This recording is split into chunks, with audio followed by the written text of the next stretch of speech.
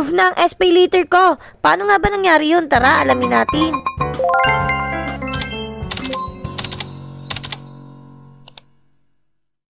So, nung isang araw ay nag-upload ako na i-activate ko ang SPay later ng asawa ko gamit yung valid ID ko. So, ayun nga, nilagay ko doon kung paano yung mga dapat gawin at kung mga ano yung available na ID. At meron din ako mga tips kung paano nyo ma-activate ito, kung ano yung mga dapat nyong fill upan, mga dapat gawin or alalahanin kapag nagpi-fill up ng SPay later. Tapos na ako mag-fill up is, ang sabi, i-review daw ang SPay later ko for 5 working days. Tapos ayun nga, nagulat ako, 30 minutes lang yata or 1 hour, na-approve na agad yung SPay later ko. Nakikita nyo may congratulations na nga na-activate na SPay later ko at mababasa nyo dito na pre-approve. Hindi ko alam kung anong meaning talaga nila sa word na pre-approve. Pero ang feeling ko kasi dito, baka may chance pa na ma-check yung SPay later ko. Ayun nga, meron naman na siyang credit limit na 1,000. Kaya feeling ko is hindi na naman siya ganun. Pero syempre, kahit ganun naman is, laking tulong na rin yung kasi may 1K credit limit na ako.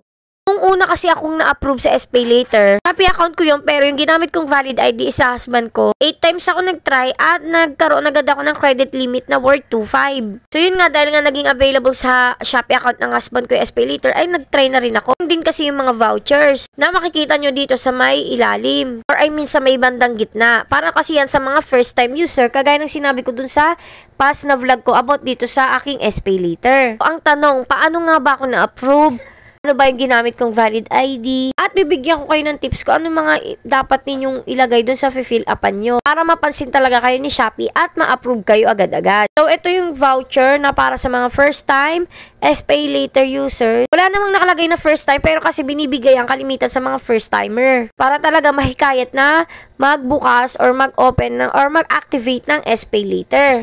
Tapos ito pa yung isa talaga namang nag-uumapaw sa voucher pag mga first time user kaya talagang nahikayat din kami or ako. Ito ipapakita ko sa inyo yung mga info na nilagay ko sa aking, nung nag-fill up ako sa aking SPay later. Blurred ko na lang yung iba kasi nga personal input to, pero bibigyan ko yun ng tips. So, ayan, unang-una makikita nyo na ang valid ID na ginamit ko ay TIN ID. Na-approve ako gamit yung aking TIN ID. Kung kayo ay PhilHealth user or kaya meron kayong PhilHealth card, pwede nyo yung gamitin sa pag-approve ng SPay later. Huwag kayong mag-alangan kasi meron talagang PhilHealth user na na-approve talaga. Tapos, ayan, sa may baba is makikita nyo mga details na nilagay ko sa ID. Automatic na rin naman malalagay yan kasi pag na-detect nila sa ID, automatic na ma-fill upan yan. Namang personal info, syempre ilagay ko lang yung gender ko. Yan, makikita nyo female yan kasi nga ginamit ko ay yung valid ID ko. Kung sino yung ginamit nyo sa valid ID, ay yung mga info doon dapat ay yung sa may valid ID user. Next naman na itong employment. Ko lang sa inyo, kung wala kayong trabaho or kung housewife kayo, katulad ko, ilagay nyo sa employment ay self-employed. Lalo na kung mga online seller kayo, Facebook, sa TikTok, pwede nyo ilagay self-employed. Tapos ang ilalagay nyo na sa company business name is yung gumawa na lang kayo ng name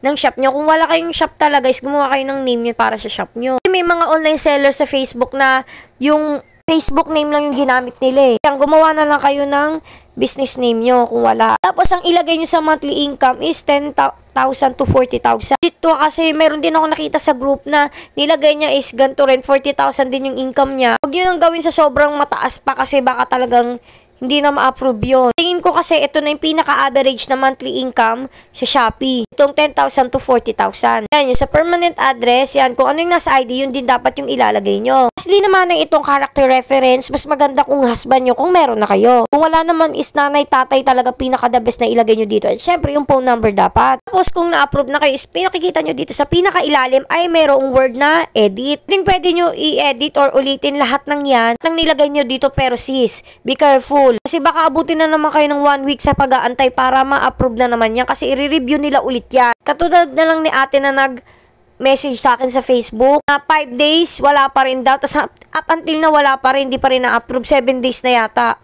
Kaya be careful. Kung talagang may need lang kayo palitan nyo na kung kailangan lang talaga. Yan, sana may natutunan kayo. Thank you for watching. Yan lang.